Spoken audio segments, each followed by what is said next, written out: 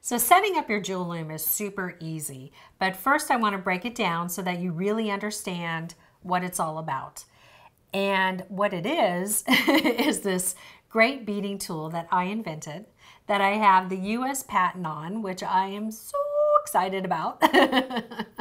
And you know, this is a perfect example of ask, believe, receive, because back in the late 1990s when I started to do beading, I said to myself, you know, someday I'm going to have my own loom.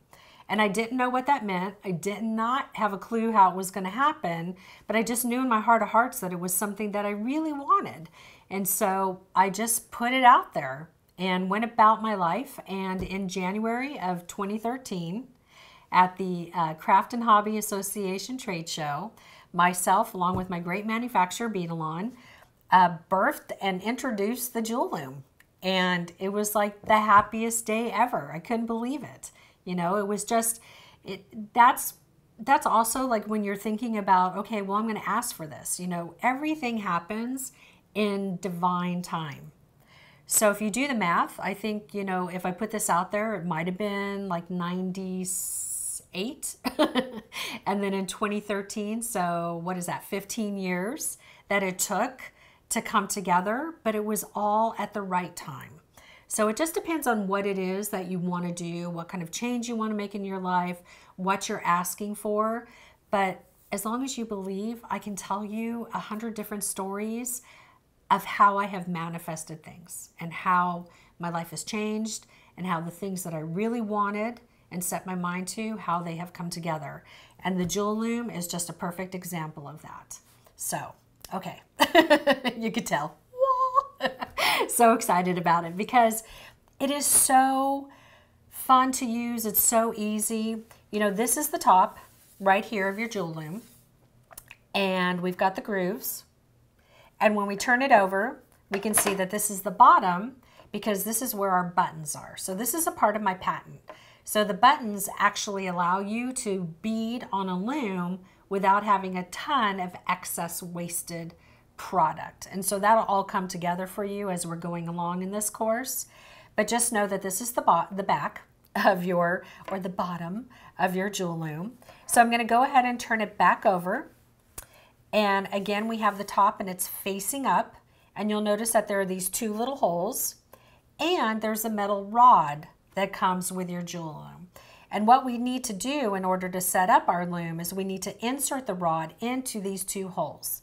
So I'm going to take the rod and this point, and I'm going to place it into the bottom hole that's closest to my body. And this is how I'm always working with my loom, by the way. So it's always in this straight up and down position with the bottom grooves closest to my body. So once again, take the metal rod, take that bottom part that's sticking up, bent in, insert it again into the hole closest to my body. And then I'm going to bring the loom up, snap that in, and my rod is in place. So as you can see, what that does is it creates this warp. It brings the loom in so that as I make my warps, it's really nice and tight. And you're going to learn all about that in the next segment. But this is really important. And I also like to just, you know, give it a little tug to make sure that it's really in there, nice and tight. In fact, I'm going to turn it over so that you can see the two little rods right here, how they're poking through the holes. That's exactly what you want. You want it to be nice and secure. You really want to check it, give it a little tug, and make sure that the rod is in there because we don't want it flying across the room. That would not be a good thing. So I'm just going to push this over for a second, bring in another rod, and just talk to you about it.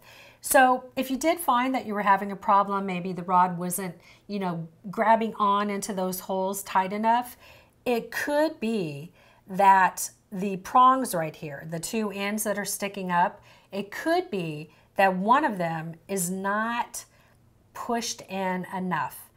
And you just need to take your flat nose pliers and it's just like a hair. I mean, if it's off at all, it's just a little bit of a hair, and I just bring it in and then I go and retry to put it into the hole. You shouldn't have that problem, but I always like to tell you what I've learned, what I know, so that you are well equipped, because I want this experience to be just perfect for you. Okay, so we're off to the next thing.